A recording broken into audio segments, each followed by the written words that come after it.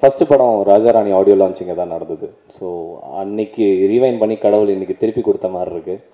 So பதட்டமாக இருக்குது. ஏன்னா ஒரு கான்ஃபிடென்ஸ் லெவல் எப்பயுமே வந்து இன்க்ரீஸ் ஆகிட்டே இருக்கும். ஸோ அந்த இன்க்ரீஸ் ஆகும்போது ஒரு சின்ன பயமும் மனசில் ஏற்படும். ஸோ இப்போ வந்து என்னோட next baby step as a producer சொல்லும் போது எனக்கே காமெடியாக இருக்குது. ஸோ இப்போ ஒரு ஒரு ஒரு ரொம்ப பெரிய பொறுப்பு நான் எடுத்துக்கிறதுக்கு முன்னாடி ரொம்ப யோசித்தேன். ரொம்ப யோசிக்கும் போது ஒரு விஷயம் மட்டும் எனக்கு தெளிவாக புரிஞ்சுது. இப்படி இந்த மாதிரியான ஒரு ஆப்பர்ச்சுனிட்டி வேறு யாருக்கு கிடைக்கும், எப்படி கிடைக்கும்னா அது மக்கள் கொடுத்தது தான். ஸோ இப்போது ஒரு அட்லி அப்படின்னு சொன்னால் கைத்தட்டுறதும் அந்த கார்டுக்கான ஒரு சின்ன மரியாதையும் ஏற்படுத்துறது நீங்கள் தான். அந்த மரியாதையை நம்பி சரி ஓகே இவனும் ப்ரொடியூசர் ஆகலாம் அப்படின்னு நினச்சாங்க.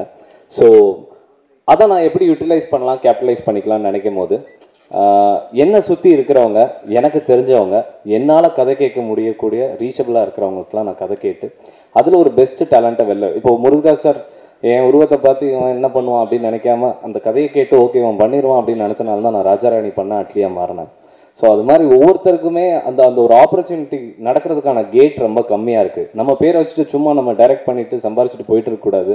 எங்கேயோ அதை ஒரு இடத்துல மற்றவங்களோட வளர்ச்சிக்கும் நம்ம பயன்படணும் அப்படின்னு யோசித்தேன். ஸோ அதனால தான் ப்ரொடியூசருன்ற ஒரு பெரிய ஸ்டெப்பை நான் எடுத்தேன். அதுக்கு ஃபஸ்ட்டு நான் தேங்க்ஸ் சொல்லணுன்னா Fox Star Studios Vijay Singh sir. ஏன்னா ஒரு எப்படி ஒரு ஒரு படம் நான் டைரக்ட் பண்ணியிருக்கோம், பெரிய ஹிட்டு. ரெண்டாவது படம் பிளாக் பஸ்டர், ஓகே ஃபைன். அவங்கள எப்படி ப்ரொடியூசராக நம்ம இது பண்ணுவோம். பட் என் மேலே ஒரு பெரிய நம்பிக்கை வச்சது Vijay Singh sir. Thank you so much sir. And Fox Star ஸ்டுடியோஸை நான் வந்து ஒரு ஹோம் ப்ரொடக்ஷன்னே சொல்லுவேன். ஏன்னா ஒரு படத்துக்கு மேக்ஸிமம் என்ன பண்ணணுமோ அதை நேர்த்தியாக, ப்ரொஃபஷ்னலாக, எத்திக்கலாக, நேர்மையாக பண்ணுவாங்க. ஸோ அவங்களோட நான் ஒர்க் பண்ணியிருக்கேன். அவங்களோட ஃபஸ்ட்டு படம் ப்ரொடியூஸ் பண்ணுறதுக்கும் நான் பெருமைப்படுறேன். அண்ட் இதெல்லாம் தாண்டி எனக்கு பர்சனலாகவே வந்து பேய்னா ரொம்ப பயம்.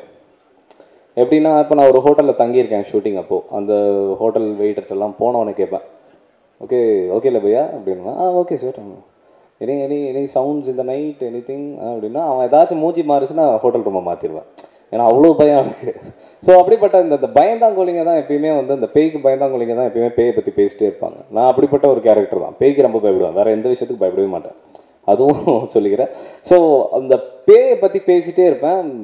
ஒரு நாள் வந்து ஹைக்கு வந்து மகேந்திரன் சார் மூலியமாக நான் மீட் பண்ணேன். அப்போது சும்மா அவர் பேசும்போது ஒரு லைன் சொன்னார். ஸோ அந்த அந்த அந்த ஷார்ட் கூட ட்ரைலரில் இருக்குது. அது பயங்கரமான சீன். அது ஒரு ஸ்ரீதிவ்யா வந்து பெட்டு கீழே என்னமோ இருக்குதுன்னு சொல்லுவாங்க. ஸோ அந்த அந்த அந்த ஒரு சீன் எனக்கு சொன்னார். சொன்னோடனே பயங்கர இன்ஸ்பைரிங்காக இருந்தது. தலைவா நீங்கள் ஸ்கிரிப்ட் பண்ணிட்டு சொல்லுங்கள், நான் வந்து ஃபாக்ஸ் ஸ்டார்ட்ட பேசி இதை ப்ரொடியூஸ் பண்ணலாம் அப்படின்னு சொல்லியிருந்தேன். ஸோ அவர் என் வார்த்தையை நம்பி ஒரு 3 மாதத்தில் ஒரு ஸ்கிரிப்டோடு வந்தார். அது எனக்கு ரொம்ப பிடிச்சிது. அதனால தான் சங்கிலி பொங்கிலி கதவை தர. அண்டு சங்கிலி பொங்கிலி கதவை தர அதில் ஜீவா சார். அதே மாதிரி ஒரு ஒரு 6 வருஷம் முன்னாடி ரிவைண்ட் பண்ணோன்னா என்னோட ராஜாராணிக்கு சீஃப் கெஸ்ட் யாருன்னா என் டார்லிங் ஜீவா தான். நான் எப்போ கூப்பிட்டாலும், எப்போ எதுக்காக கூப்பிட்டாலும் முதல்ல ஃபோனை எந்த விஷயமும் யோசிக்காமல் சொல் நண்பா என்ன நடக்குது அப்படின்னு கேட்கக்கூடிய ஒரு மனிதர். ஆக்டர் ஒரு மனிதனாக என்னை ரொம்ப மதிக்கக்கூடிய ஒரு ஆள் வந்து ஜீவா சார். ஸோ இந்த கதை நான் கேட்டவொடனே சொன்னேன், டார்லிங்கிட்ட சொல்லலாம், ஜீவா டார்லிங்கிட்ட சொல்லலாம், கண்டிப்பாக கேட்பார் அப்படின்னேன். அப்புறம் நான் போய் மீட் பண்ணி சொன்னோடனே ரொம்ப நல்லாயிருக்கு, ஐக்கும் எனக்கு தெரியும், நான் ஃபுல் கதை கேட்டுறேன் அப்படின்னாரு. கேட்டவொடனே பண்ணிடலாம் அப்படின்னு சொன்னார்.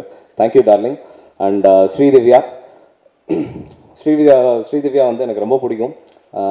நான் 2-3 படம் ஒர்க் பண்ணணும்னு நினச்சோம். பட் அவங்களோட டேட்ஸ் அவைலபிளாக இல்லை, அதனால ஒர்க் பண்ணல. ஸோ அட்லீஸ்ட் எங்கள் ப்ரொடக்ஷனுக்கு டேட் கொடுத்ததுக்கு தேங்க்யூ. அண்ட் சூரிய அண்ணன் வந்து ஒரு இந்த படத்தில் ஒரு வித்தியாசமான சூரிய அண்ணன் டெஃபினட்டாக பார்க்கலாம். நான் எல்லாரும் மாதிரியும் சொல்ல மாட்டேன் இந்த வித்தியாசமானன்னு. உண்மையிலே ரொம்ப வித்தியாசமான ஒரு சூரிய அண்ணன் இந்த படத்தில் பார்க்கலாம். அண்ட் இது ஒரு கம்ப்ளீட் ஃபேமிலி என்டர்டைனராக இருக்கும்ன்றதுல டவுட்டே இல்லை. என் ஃபேமிலி என்டர்டைனர் வேற ஒரு ரூட்டில் இருக்கும். ஐக்கு அவரோட ஸ்டைலில் ஒரு ஃபேமிலி என்டர்டைனர் ரொம்ப நாளுக்கு அப்புறம் ஒரு தேட்டரில் ஃபுல்லாக சிரித்து குழந்தைங்களோட ஒரு பேய் படம் பார்க்கலான்னா அது இந்த படமாக இருக்கும். ஸோ அந்த மாதிரி ஒரு படத்தை கொடுத்துருக்காரு. தேங்க்யூ ஐக். அண்ட் விஷால் சந்திரசேகர் என்னோட நன்மை. நான் ஷார்ட் ஃபிலிம் பண்ணும்போது எனக்கு மியூசிக் பண்ணியிருக்கான். அப்புறம் தெரியல கூட இந்த லாஸ்ட்டு ஹிந்தி சாங் ஒன்று பண்ணும்போது அவரோட ஹெல்ப்பும் நாங்கள் எடுத்துக்கிட்டோம். ஸோ தேங்க்யூ விஷால், இந்த படம் பண்ணதுக்கு thanks. And Suresh, Ilaiyaraaja and complete டீமுக்கு என்னோட தேங்க்ஸ். அண்ட் இப்போது நான் என்னோட டைரக்டர், அதாவது ப்ரொடியூசர் ஆனதுக்கப்புறம் டைரக்டர் ஐக்கை வந்து உங்கள்கிட்ட பேசுறதுக்காக நான் மேலே கூப்பிடலான்னு நினைக்கிறேன். ஐ ப்ளீஸ் கம்.